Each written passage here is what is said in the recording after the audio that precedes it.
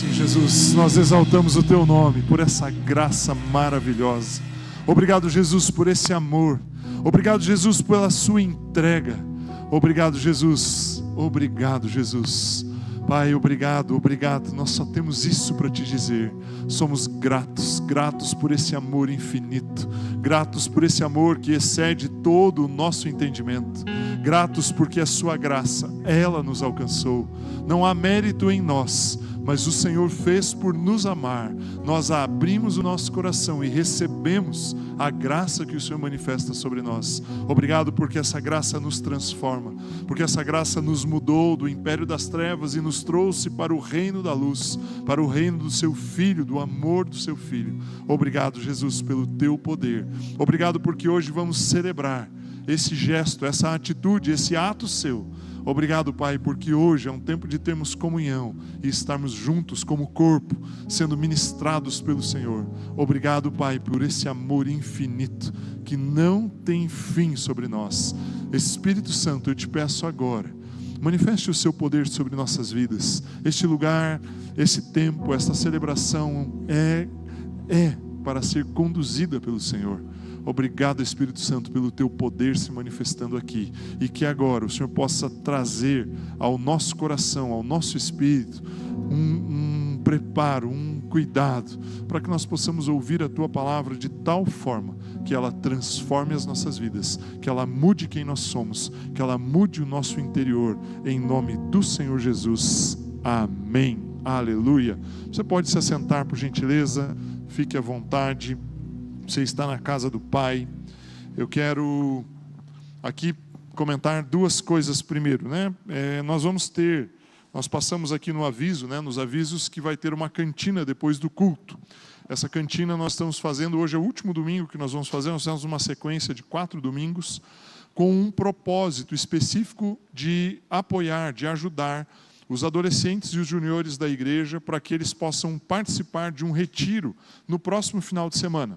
Nós temos aí um grupo de aproximadamente 10, 12 pessoas, se eu não estou enganado, aí é esse o número, que eles estarão se deslocando até Vitimarsum para participar de um retiro junto com os demais adolescentes de outras igrejas da ABA Curitiba e de outras igrejas aliançadas com a ABA. Então, todo o recurso levantado nessas cantinas que nós estamos fazendo é para reverter, né, para pagar o transporte, dar um apoio nas inscrições, dar um apoio nesse deslocamento que eles vão ter nesse próximo final de semana. Amém? Amém? Então não saia daqui e vá para a sua casa, passe aqui do lado, pegue ali um pãozinho com linguiça, é simples, não é nada assim absurdo, e é um preço módico e dá para você participar e você está apoiando os adolescentes. E o outro recado que eu quero deixar aqui, até eu preciso pedir perdão para as mulheres aqui, né? Olha só, falei em pedir perdão, eu ganhei atenção, todo mundo olhou para cá, ó. Por quê? Nessa quarta-feira agora, nós teremos culto de mulheres, e eu não coloquei nos avisos, eu tinha passado o vídeo ali para o pessoal e acabou indo o vídeo que não era o certo, e acabou não aparecendo nos avisos. Então, mulheres, quarta-feira, dia 10, é dia 10? Dia 10, fazendo a conta aqui, dia 10 de abril, nós teremos culto de mulheres aqui às 20 horas. Venha, traga uma amiga, traga uma pessoa para estar junto com você aqui. Será um tempo especial, um tempo de ministração. Eu, se fosse homem, tinha dito um amém ou um aleluia, porque a sua esposa vai estar aqui sendo ministrada pela palavra de Deus. Ela vai estar sendo edificada, transformada pelo poder de Deus. E você vai ficar com a responsabilidade de cuidar das crianças, de cuidar aí da sua casa, do dia a dia, para ela poder estar liberada e estar aqui. Amém? Mulheres, vocês me perdoam? Amém? Muito bom. Quero compartilhar um pensamento com vocês hoje. Quero começar aqui na carta de Tiago, capítulo 2. Tiago, capítulo 2. Eu quero ler dos versos 14 ao 26. São 13 versículos aí. Peço um pouquinho da sua atenção. Eu sei que o texto é um pouco mais longo do que o normal que nós costumamos ler, né? A palavra de Deus diz assim, Tiago 2,14. Acho que eu vou... Isso, essa daí, beleza.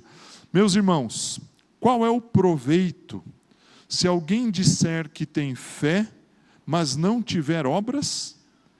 Pode, acaso, semelhante fé salvá-lo?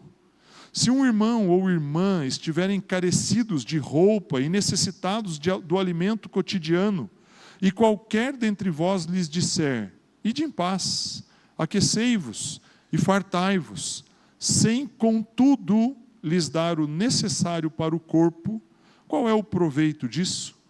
Assim também a fé, se não tiver obras, por si só está morta. Mas alguém dirá: tu tens fé e eu tenho obras.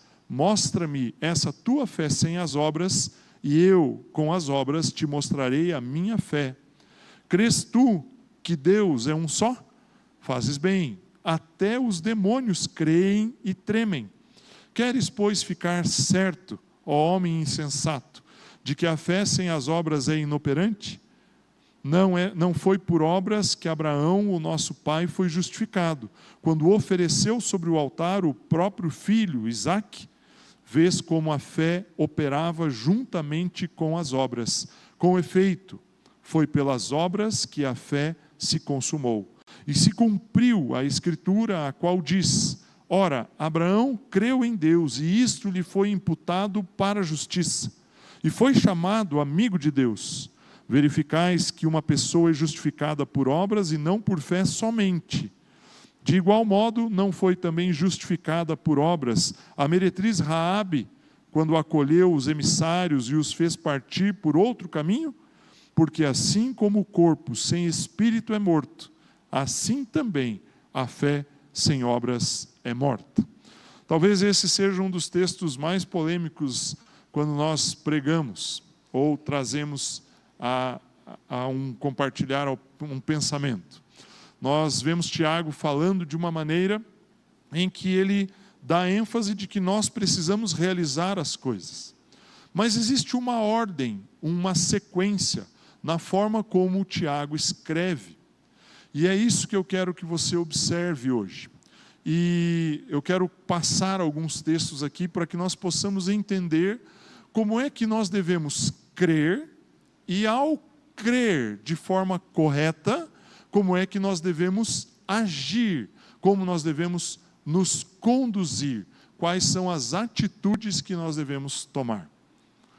Eu estou percebendo que os irmãos estão com frio, né, Everaldo? Estou vendo ali uns bracinhos fazendo assim, ó.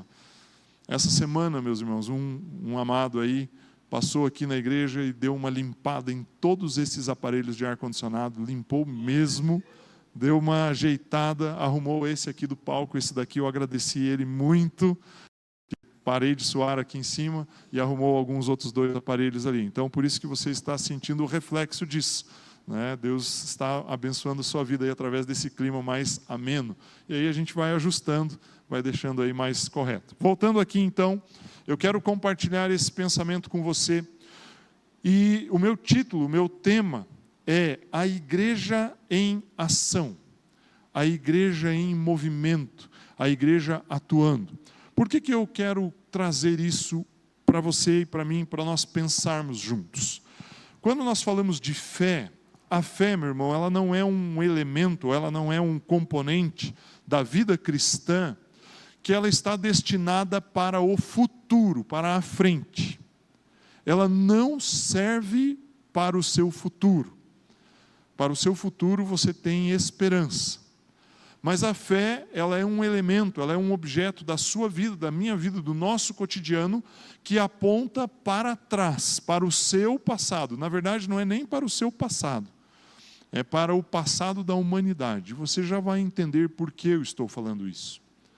Na verdade, quando nós falamos assim, vou começar um projeto novo, vou abrir um negócio, entrei num trabalho novo, agora sim, eu tenho fé, eu tenho confiança, eu tenho aqui, vai dar certo, no meu coração isso vai funcionar, eu creio, eu tenho fé. Quantas vezes você já ouviu, e eu tenho certeza que talvez em algum momento você até já falou isso.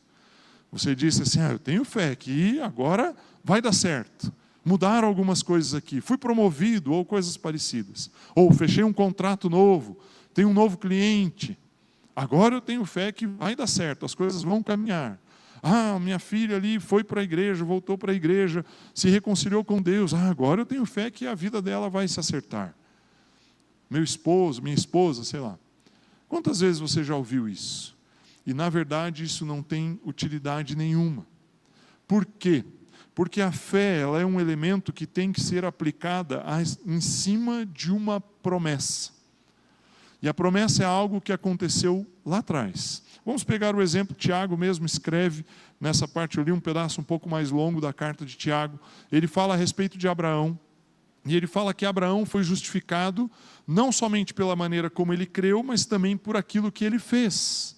E ele dá o exemplo do sacrifício de Isaque. Mas Abraão, ao crer, creu no quê? Em que Abraão creu?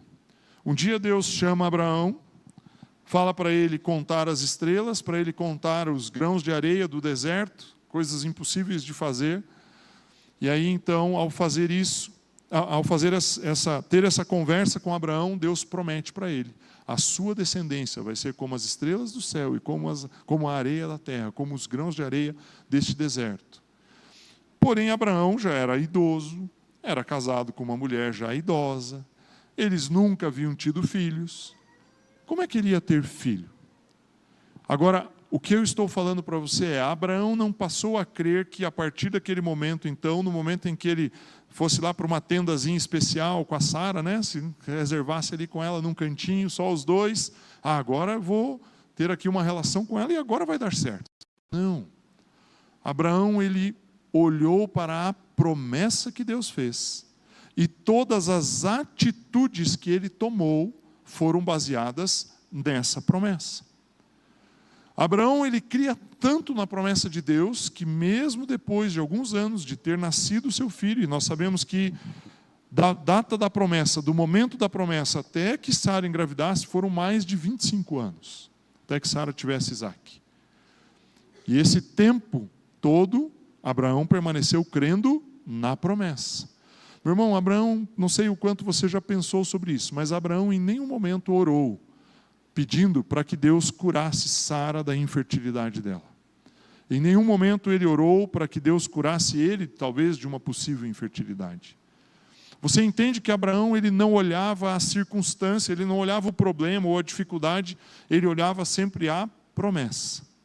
E aí depois que Isaque nasceu, provavelmente Isaque era um adolescente, talvez 13, 14 anos, alguns comentaristas falam até 16, e ele coloca um feixe de lenhas nas costas e sobe o Monte Moriá, e aí então Abraão vai preparar um sacrifício ali, e o próprio menino já sabia o que ia acontecer, e fala, e daí, cadê?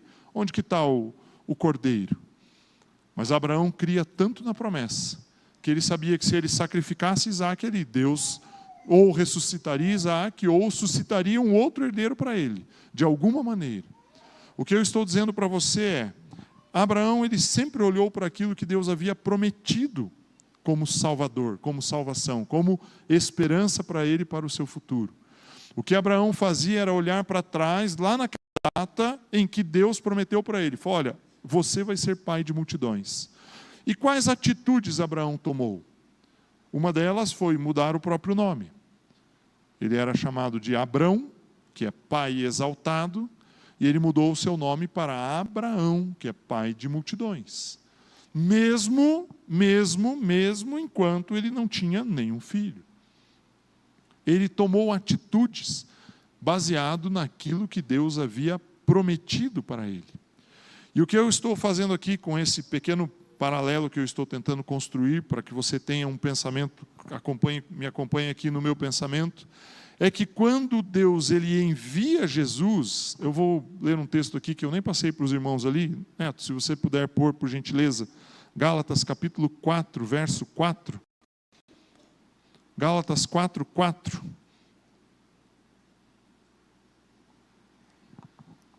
Gálatas 4, 4. O texto diz assim, vindo, porém, a plenitude do tempo.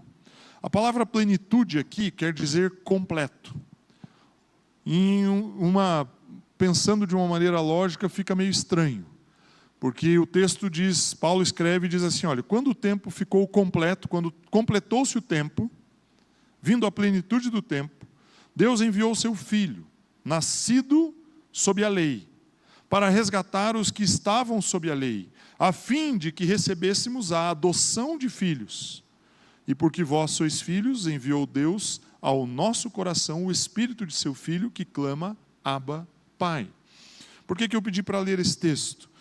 No momento em que tudo estava devidamente completo, Deus enviou Jesus. E nós sabemos o que Jesus fez. Estamos celebrando a ceia hoje. Jesus entregou a sua vida para morrer por mim e por você.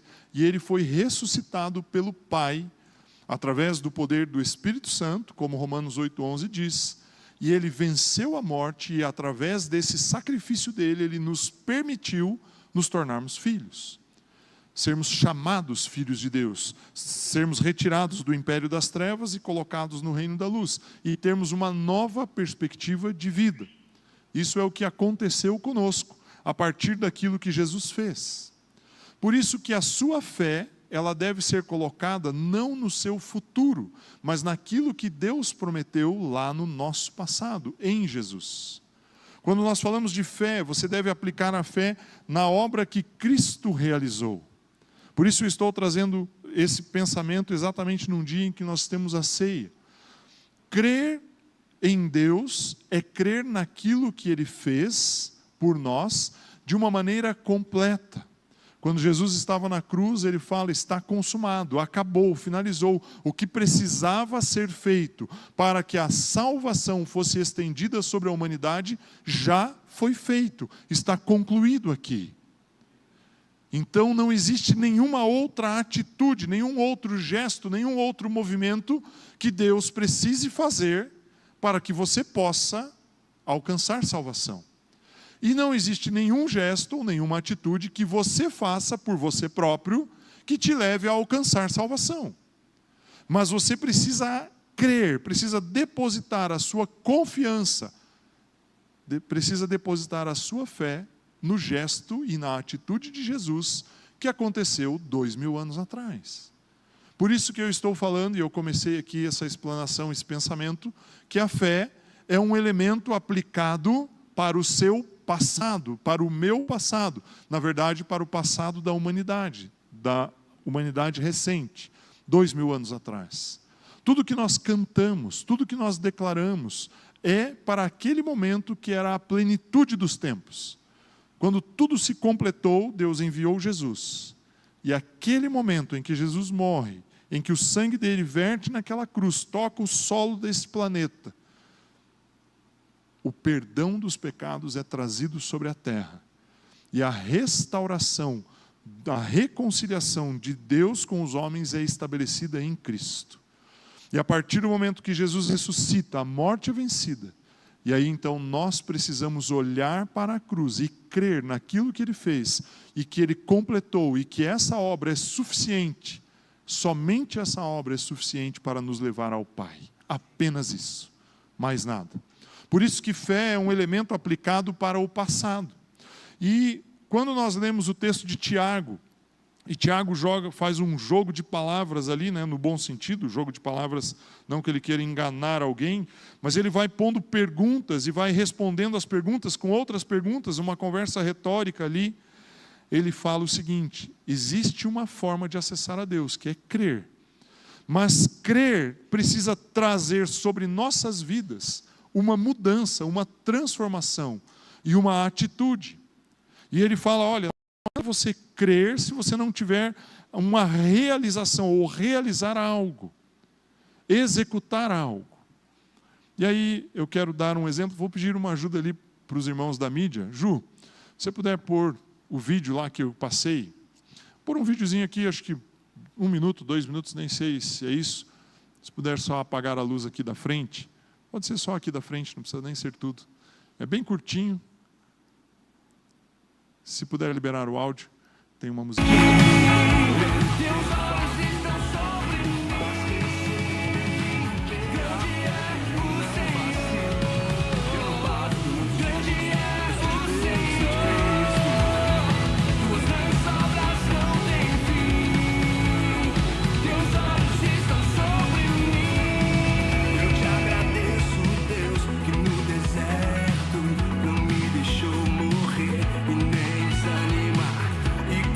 Aquela mãe que não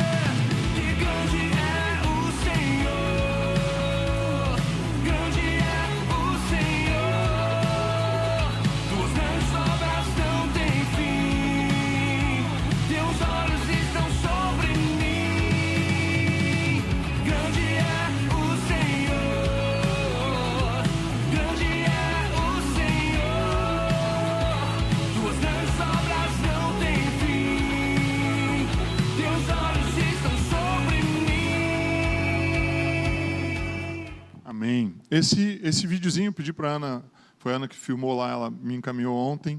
E estou fazendo duas coisas aqui. Primeiro, agradecendo a todos vocês pelas doações de chocolates, pelas caixas de bombom que vocês trouxeram. Ainda temos bastante coisa ali, organizando uma destinação para um outro grupo de crianças, um outro local. Mas por que nós fizemos isso? Por que a gente coletou caixas de bombom, separamos em pacotinhos, dá um trabalhão fazer isso. Fomos para um lugar onde tem crianças, compartilhamos uma mensagem de uma maneira ali a demonstrar o amor de Deus. Por que pessoas que estão aqui hoje conosco dedicaram um tempo no seu sábado à tarde, lá no meio, no meio do feriado, para ir num local lá em Sarandi, para entregar bombom para crianças ou para pessoas que estavam lá? Porque nós cremos em Jesus. O motivo é esse, é só esse. O que eu estou dizendo para você é: crer é um ato de fé onde você olha para Jesus e fala: Jesus, eu entendi o que o Senhor fez por mim.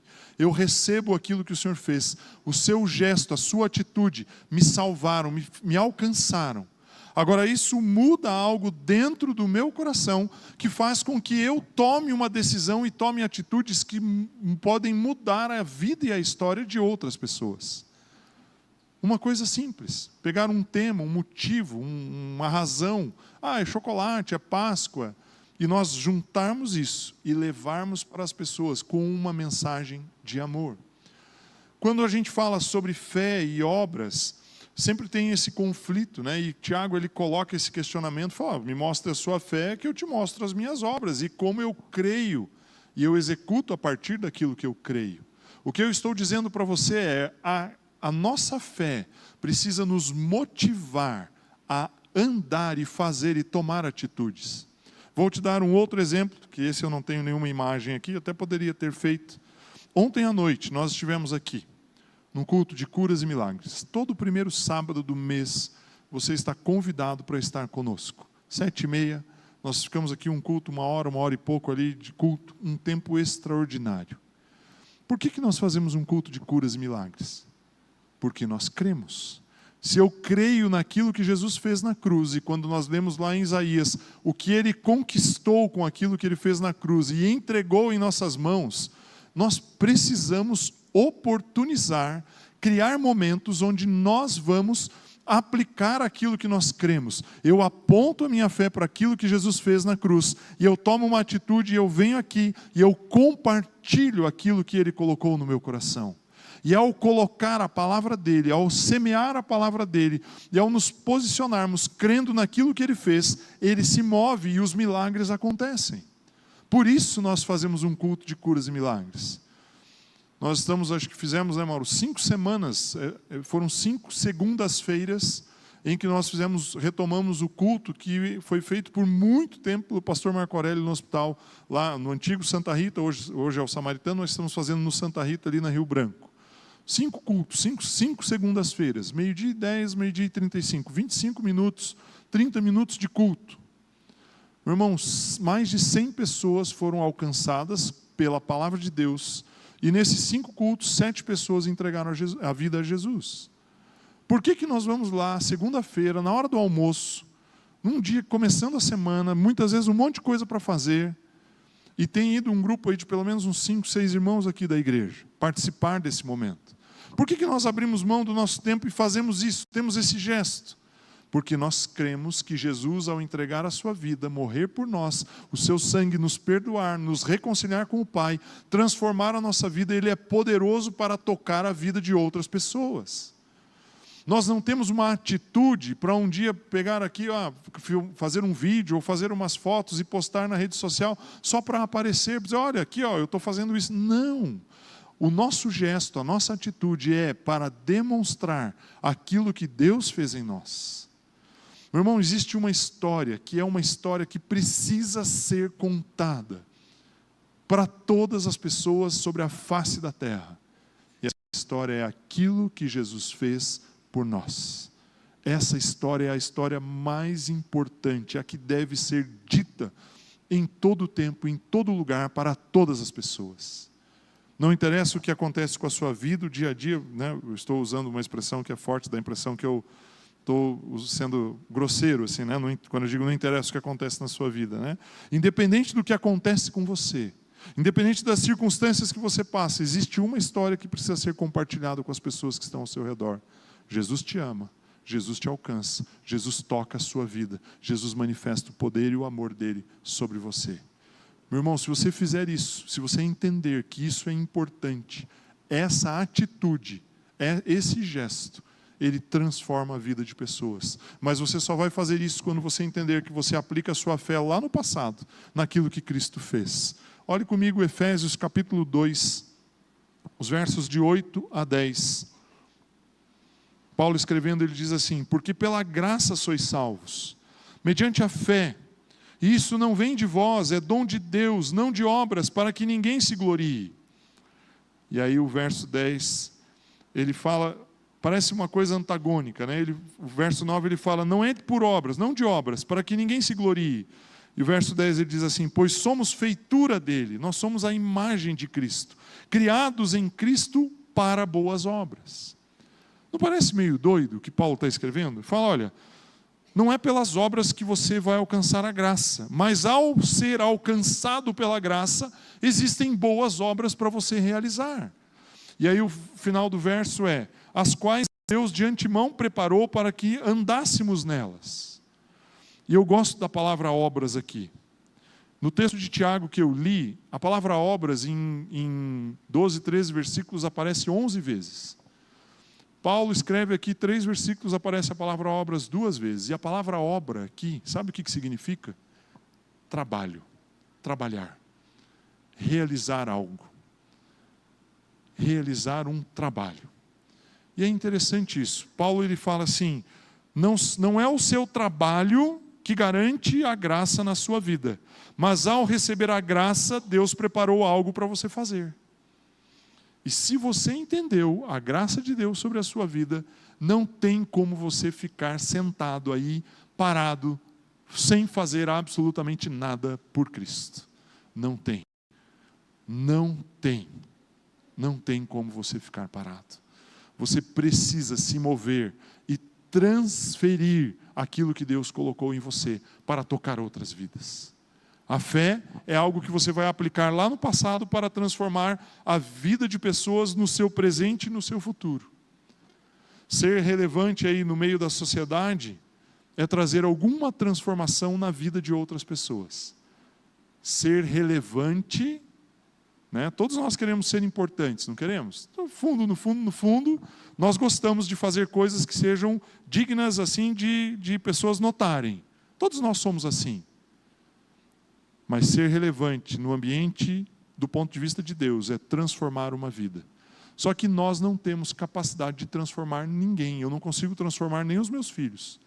Talvez nem a mim mesmo. Provavelmente nem a mim mesmo. Mas existe uma forma de mudar a sociedade, de mudar o ambiente, de transformar a vida de pessoas. É levando essas pessoas a Cristo Jesus. E aí o poder de Deus derramado sobre eles transforma as circunstâncias e as situações. Meu irmão, quando você crê da maneira correta naquilo que Jesus fez e entende que aquilo que Ele fez está completo, está consumado, você não tem que fazer mais nada para alcançar algo de Deus. E você tem essa compreensão plena na sua mente, no seu coração. A partir disso você começa a ter atitudes. Aí tem sentido você comprar uma cesta básica e entregar para alguém. Aí tem sentido talvez você ajudar financeiramente alguém. Aí tem sentido talvez você pegar uma habilidade que você tem, um conhecimento técnico que você tem e aplicar para ajudar outras pessoas. Aí tem sentido. Você que sabe tocar um instrumento ou cantar, vir aqui ministrar no louvor. Aí tem sentido vocês, né, as meninas, hoje apenas meninas, não só meninas, mas hoje apenas mais as meninas, né, têm uma habilidade de dançar e vir aqui dançar. Porque elas não vão dançar para aparecer, porque alguém vai filmar, porque os pais vão postar lá no Instagram. Não. Porque elas estão fazendo isso para louvar e adorar ao Senhor Jesus. Aí passa a ter sentido aquilo que nós fazemos. Quando o Tiago questiona e faz aquele jogo de perguntas, ele está chamando a atenção das pessoas e dizendo, olha, preste atenção aqui. Quando você crê, você precisa ter uma atitude. Você não vai crer e ficar sentado no sofá da sua casa, com o corpo jogado lá, assistindo Netflix, maratonando série. Não! Se você crê, você vai investir um tempo num projeto que vai tocar a vida de pessoas, que vai transformar a vida de pessoas. Se você crê, você vai pegar aquilo que está nas suas mãos, aquilo que Deus colocou nas suas mãos, seja recurso, ou seja uma habilidade, um conhecimento, e vai dedicar isso para tocar a vida de outras pessoas. A capacidade de mudar as circunstâncias e as situações não estão no que nós sabemos, mas aonde nós cremos e o que nós fazemos a partir do que nós cremos. Meu irmão, se você crê em Jesus, é impossível você ficar sentado indiferente, vindo no culto domingo à noite, achando que você vai dar um chequezinho num calendário. Olha, esse ano eu fui 52 cultos, não faltei nenhum, Jesus. Meu irmão, pare de pensar desse jeito. O fato de nós estarmos aqui hoje é para nós olharmos para aquilo que a palavra de Deus diz e assim, creia, você precisa crer, você precisa aplicar fé em Cristo Jesus, você foi alcançado pela graça, mas isso precisa movimentar você, não pode fazer com que você fique sentado aí. Recentemente eu fui questionado aí, já havia sido um pouco mais num passado recente, fui questionado recentemente de novo a respeito, vale a pena fazer o culto de curas no sábado? Vale a pena mobilizar pessoas para tocar, mídia, projeção, né? Vir aqui, dedicar um tempo? Irmão, a minha resposta é sempre a mesma. A partir do momento que eu sei que Jesus Cristo cura, liberta, Ele transforma vidas, eu preciso fazer um momento de culto. Ah, mas vem 10 pessoas. Jesus curou 10 leprosos, um voltou, 10%. Ah, a igreja tem 100 e tantos membros aí, vem 15 no culto de curas. 10%, tá bom. Vamos trabalhar com aqueles que estão aqui. Porque a obra que nós executamos não é porque nós queremos fazer, é porque Ele fez por nós, e nós cremos naquilo que Ele fez, e sabemos que Ele vai transformar as situações e as circunstâncias. E não importa o que vai acontecer, se vai vir, se vai encher, não vai encher, nós não precisamos ficar preocupados com quantidade. Um texto que me incomoda muito recentemente, eu tenho lido Atos, e eu fico pensando, não sei, talvez seja besteira da minha mente, assim, infantilidade até. O que seria de Paulo se não existisse Ananias? Eu fico pensando nisso. Essa pergunta ela vai e volta na minha cabeça várias vezes, sei lá, ao longo da semana. Paulo cai do cavalo ali, literalmente, vê aquela luz, Jesus aparece para ele, ele fica cego, ele entra em Damasco, provavelmente conduzido por alguém. Você sabe que um cego de nascença consegue caminhar de um lugar para o outro, mas quem fica cego de repente, bate a cabeça, não consegue andar. Provavelmente alguém conduziu ele, Jesus fala com ele para onde ele tem que ir, ele deve ter pedido ajuda para alguém. Ele bate na porta de Ananias, Ananias questiona Deus, né? Deus fala com Ananias antes. Ananias questiona Deus e fala, Senhor, né? Dá uma coçada na cabeça, assim, uma coçada na barba. Você tem certeza? Esse cara aí veio aqui para matar a gente, o senhor quer que eu vá lá? E aí Ananias vai até a rua direita, lá onde Paulo está, ora por ele, ele volta a ver. E aí, meu irmão, pensa que Ananias foi a primeira pessoa com quem Paulo conversou a respeito de Jesus depois de Paulo se converter. Quantos textos mais falam a respeito da importância de Ananias na Bíblia? Nenhum, só esse, mais nada. Se Ananias estivesse preocupado com números, com a quantidade de pessoas, ele ia dizer, Deus, atendeu uma pessoa lá naquela rua lá, eu vou fazer o quê? Você está doido? Você entende? Se você crê em Jesus, naquilo que Jesus fez por você na cruz, você se move, seja por uma pessoa, seja por 1000 pessoas, seja por 1 milhão de pessoas. Porque o que te motiva não é o número de pessoas, o que te motiva é o que Jesus fez por você. E é isso que nós precisamos entender. E é a partir disso que nós precisamos andar. E é assim que nós precisamos caminhar. Se nós andamos com esse entendimento, as coisas vão acontecer. Ah, mas então, preocupado com isso, com aquilo, meu irmão, dificuldades vão aparecer, necessidades vão surgir. Ah, mas precisa de recurso, precisa disso, precisa daquilo. Sempre vai precisar de alguma coisa. Sempre vai chegar alguém falando, olha, puxa, deu problema ali. Ah, antes de ontem, sexta-feira, uma pessoa aqui da igreja entrou em contato comigo e falou, olha, estou com problema, precisei viajar, fazer isso, e eu ia ter que fazer tal coisa domingo, e não tem quem faça, e eu não vou estar aqui. Eu falei, meu irmão, vá em paz, faça o que você tem que fazer.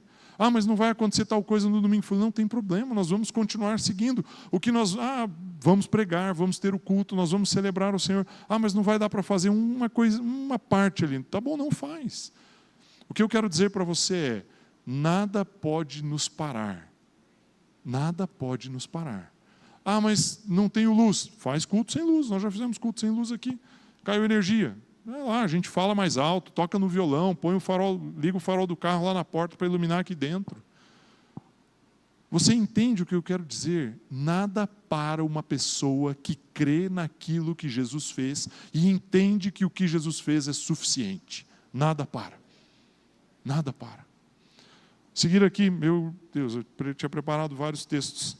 João 1:12, rapidamente aqui, eu não saí nem do primeiro ponto. Jesus. João 1:12, 13, 14, 1:12, 13, 14, diz assim, mas a todos quantos o receberam quem? Jesus. Deu-lhes o poder, a palavra poder aqui não é força, é capacidade, é direito. Deu-lhes o direito de serem feitos filhos de Deus. Na verdade, a palavra poder aqui é autoridade, é exousia no original, no grego. De serem feitos filhos de Deus. Ou seja, se nós recebemos a Jesus, nós temos a autoridade de andarmos como filhos de Deus. E aí, João continua explicando e ele fala, a saber, aos que creem no seu nome, aqueles que creem no nome de Jesus. Você entende que a fé é colocada no que Jesus fez, no nome dele. Os quais não nasceram de sangue, nem da vontade da carne, nem da vontade do homem, mas nasceram de Deus. E aí no verso 14 ele fala, e o verbo se fez carne e habitou entre nós, cheio de graça e de verdade, e vimos a sua glória, glória como do unigênito do Pai. Meu irmão, João está dizendo assim, se você crê em Jesus, você tem uma autoridade. Que autoridade? Você é filho, ponto. E a partir disso, o que você fizer, você faz como filho. E aí você tem que entender o papel de filho. Meu primeiro ponto aqui seria a fé, a essência do cristão. E o meu segundo ponto é as obras são frutos, são uma consequência. 2 Coríntios, capítulo 4. Vou dar uma corridinha aqui com os textos. 2 Coríntios 4, verso 13. Apenas o verso 13. Ele diz assim, tendo, porém, o mesmo espírito da fé, como está escrito, eu criei, por isso é que falei. Também nós cremos, por isso também falamos. Paulo, escrevendo aqui aos Coríntios, ele diz o seguinte, você vai ter um espírito de fé e vai ter uma fé em você. Você vai crer naquilo que Jesus fez. Se você crê naquilo que Jesus fez, o que você fala está alinhado com aquilo que Jesus fez.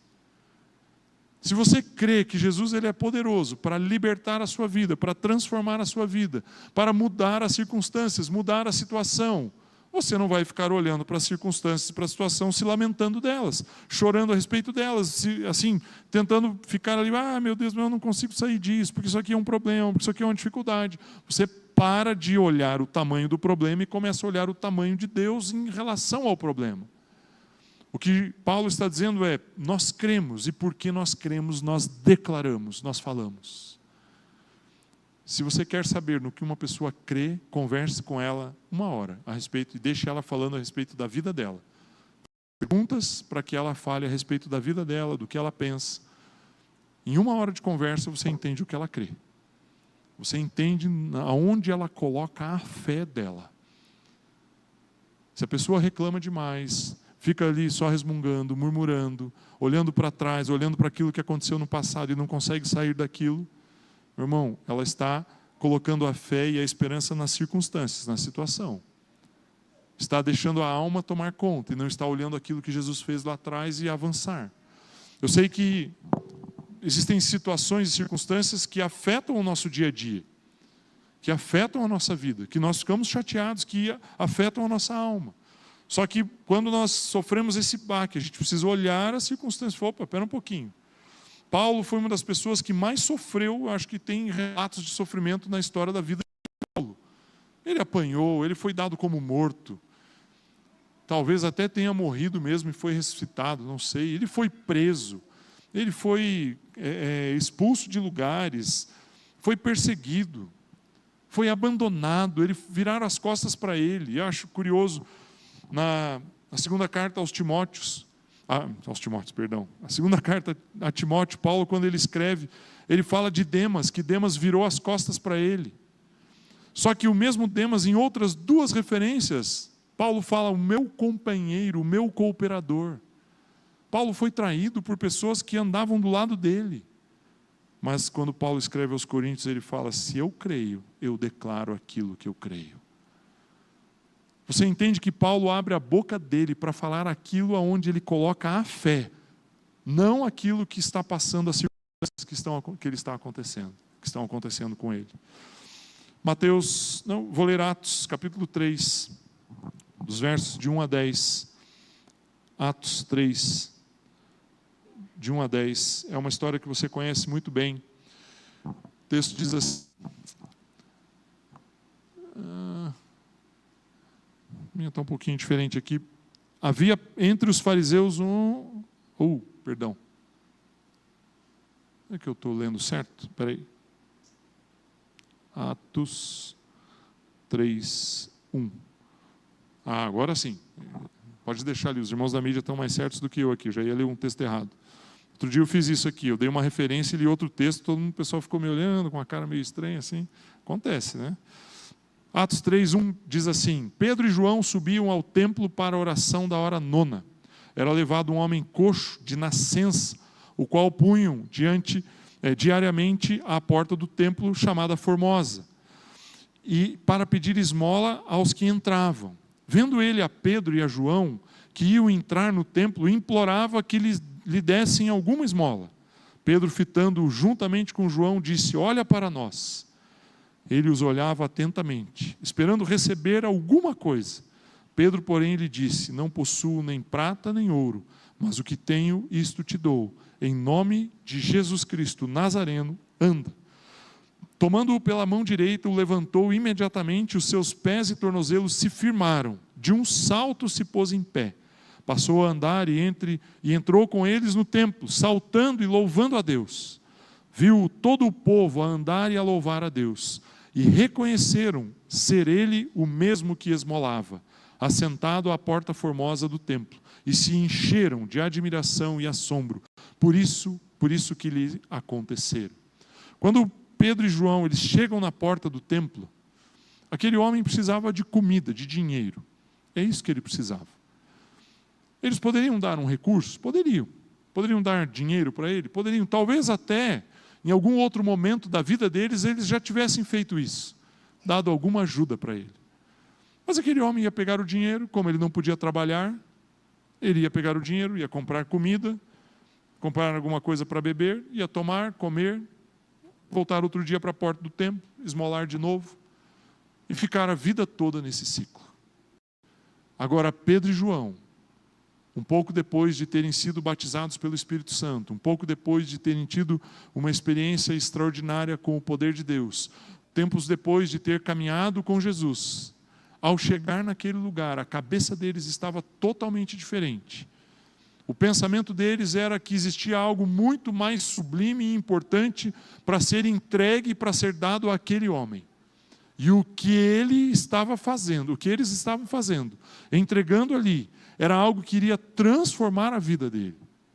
Agora, Pedro e João tomaram a decisão de orar por ele, por causa por causa do motivo, ou local onde Pedro e João estavam colocando a sua fé.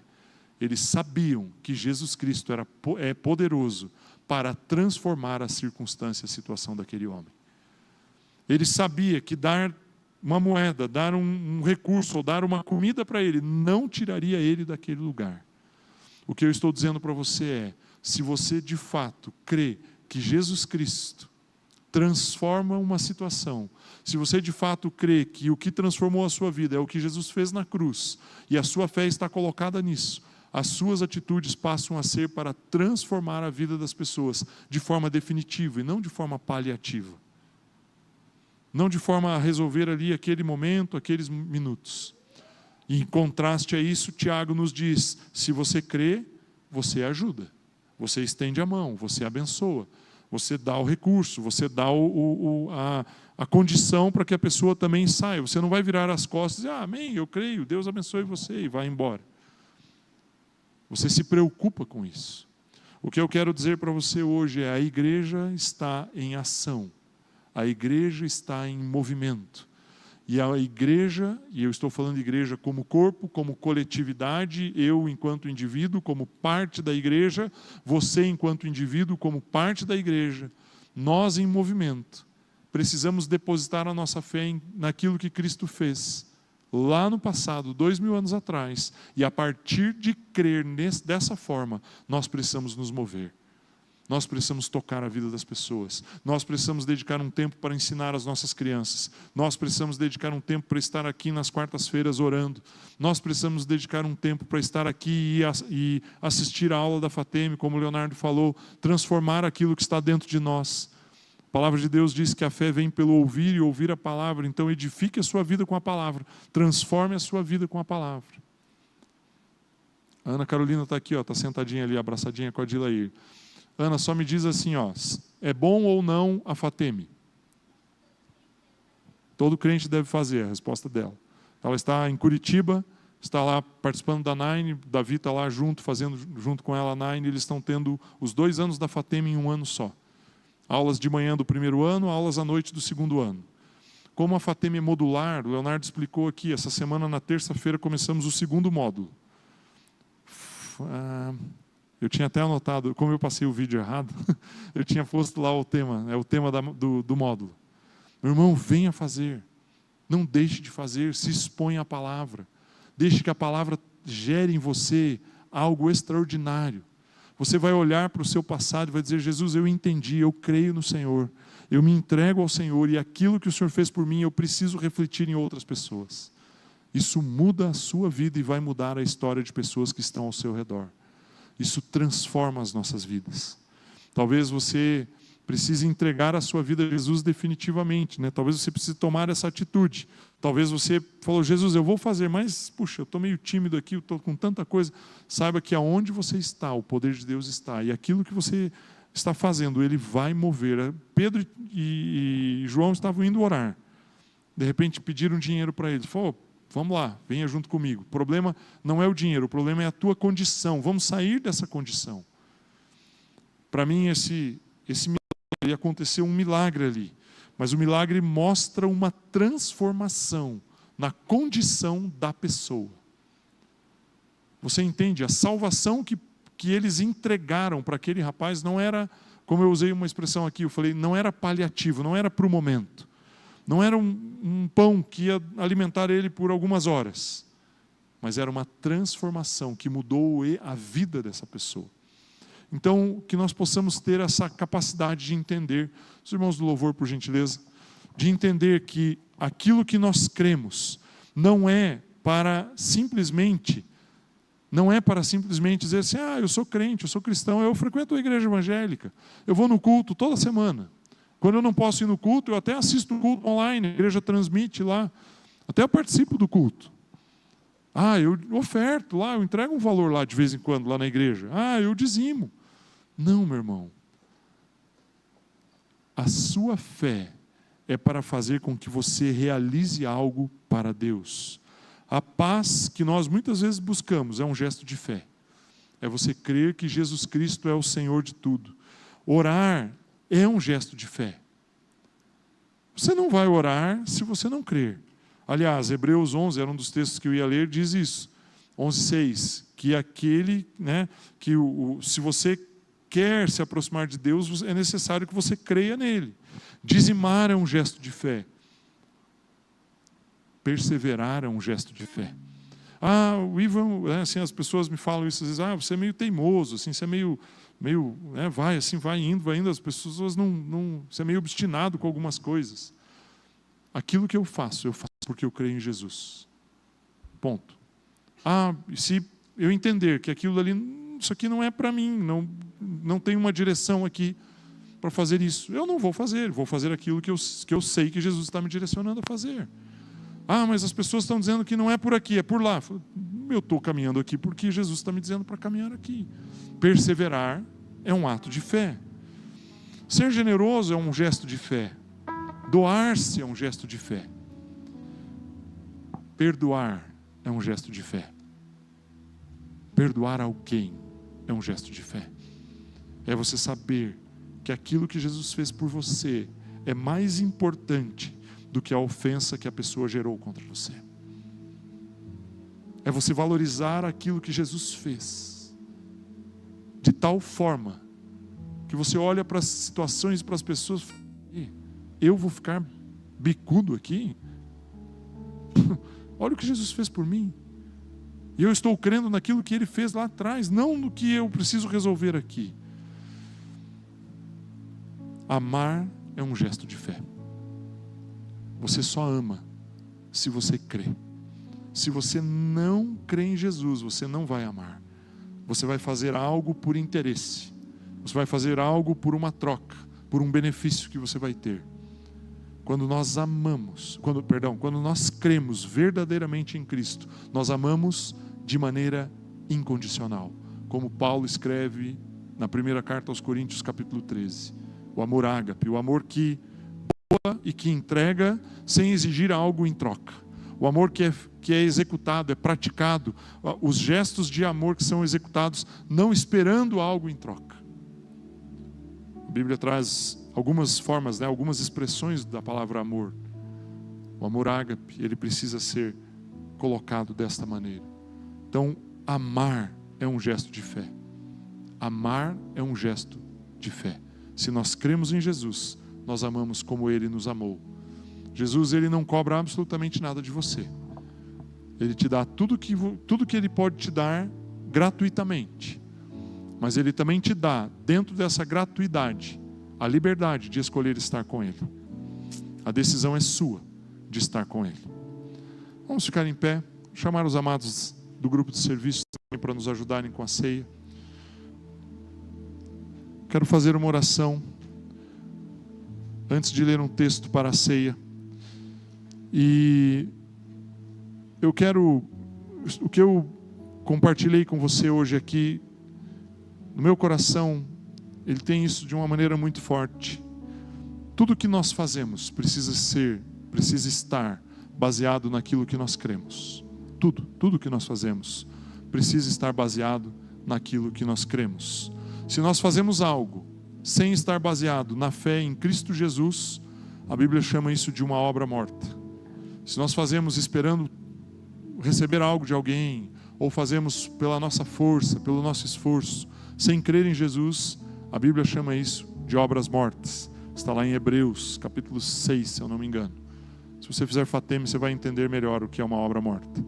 Então faça Fateme, mais uma vez aqui. O que eu quero que você entenda hoje é que todas as nossas atitudes devem ser baseadas na fé, naquilo que cremos. E como eu falei, amar é um gesto de fé, perdoar é um gesto de fé, ofertar, dizimar é um gesto de fé, ser generoso é um gesto de fé. Todos os passos que nós damos são gestos de fé. Porém, eu falei aqui várias vezes que nós precisamos crer em uma pessoa, crer em Jesus Cristo.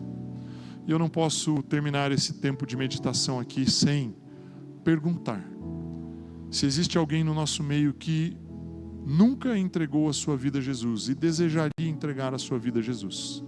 Se você quer passar a ter essa confiança, passar a ter essa certeza, passar a ter essa convicção de que Jesus, Ele é poderoso para transformar a sua vida, a minha vida, as nossas vidas, e você deseja entregar a sua vida a Jesus, eu quero convidar você através de um gesto de fé, de um ato de fé, dizer assim, levantar a sua mão e dizer: Jesus, eu quero que o Senhor entre em minha vida.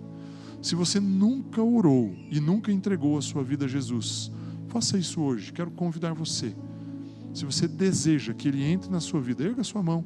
Nós queremos orar com você e ajudar você a ter essa experiência de que Ele manifesta o poder dele sobre a sua vida. Amém? Todos já entregaram a sua vida a Jesus? Amém. Nós cremos. Então, meu irmão, você é a pessoa certa para quem essa mensagem foi dita, foi declarada.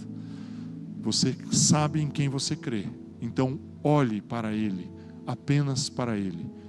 E haja, tenha as suas atitudes, os seus gestos, o seu comportamento, suas obras, o seu trabalho, com base na fé que você tem em Cristo Jesus e exercendo porque você sabe que existe uma boa obra para você realizar.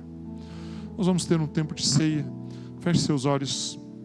Pai, nós queremos louvar e exaltar o Teu nome.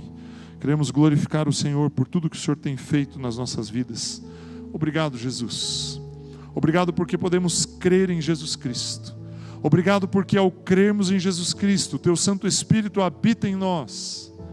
E agora eu peço, Espírito Santo, que o Senhor possa nos mover a agirmos, a caminharmos, a andarmos nas boas obras que o Senhor preparou para as nossas vidas.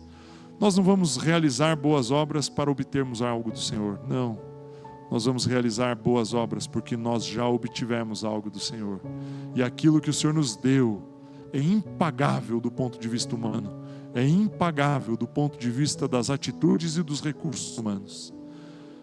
Não existe dinheiro neste planeta que possa pagar aquilo que o Senhor fez por nós.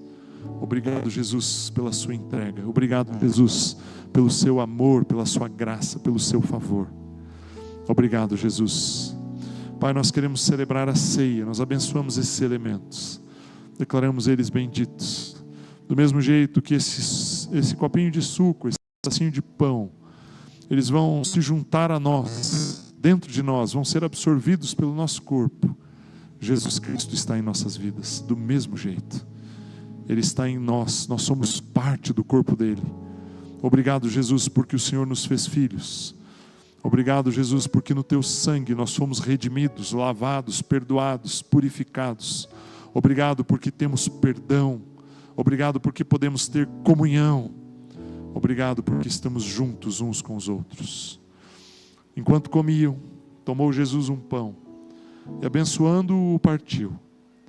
E deu a seus discípulos, dizendo: tomai, comei, isto é o meu corpo. A seguir tomou um cálice, dando graças, o deu aos discípulos, dizendo: bebei dele todos, porque isto é o meu sangue, o sangue da nova aliança, derramado em favor de muitos, para o perdão de pecados. Meu irmão, o perdão que você precisa hoje, que você precisou no passado e que talvez você precise no futuro, ele foi dado 2000 anos atrás. Quando o sangue de Cristo foi derramado, nós fomos perdoados. Mas eu pensei algo errado, eu falei algo que não devia, eu ofendi alguém, eu me envolvi com coisas que não devia. Acesse o perdão, receba o perdão. Olhe para Deus, fale: Deus, eu recebo aquilo que Cristo fez por mim na cruz. Eu recebo o que o sangue do Cordeiro derramado naquela cruz realizou por mim. Eu recebo esse perdão. Receba o perdão. Se existe alguém que você ofendeu, se existe alguém que talvez você tenha de alguma forma se desentendido, sei lá, procure a pessoa, se reconcilie com ela. É importante fazer isso. Mas receba o perdão. Receba o perdão. Receber o perdão é um gesto de humildade. É você olhar para Deus e falar: Deus, eu entendo que eu sou incapaz em mim mesmo de conseguir algo do Senhor por aquilo que eu posso fazer. E eu sei que o Senhor me dá tudo de graça e eu recebo. O sangue que o Senhor derramou na cruz, que Jesus na última ceia declarou que é para perdoar pecados, este sangue foi derramado sobre a minha vida e eu te agradeço por ele. E eu recebo o perdão. Ao pegar um cálicezinho e um pão aqui, saiba que você é parte do corpo de Cristo. Você faz parte desse corpo, você está junto. Ele é o seu cabeça, você é corpo. Você é um com ele. Ao pegar um pedacinho de pão e um cálicezinho aqui, você confirma, você reafirma que você é um com Cristo Jesus. Ele está na sua vida e você está nele.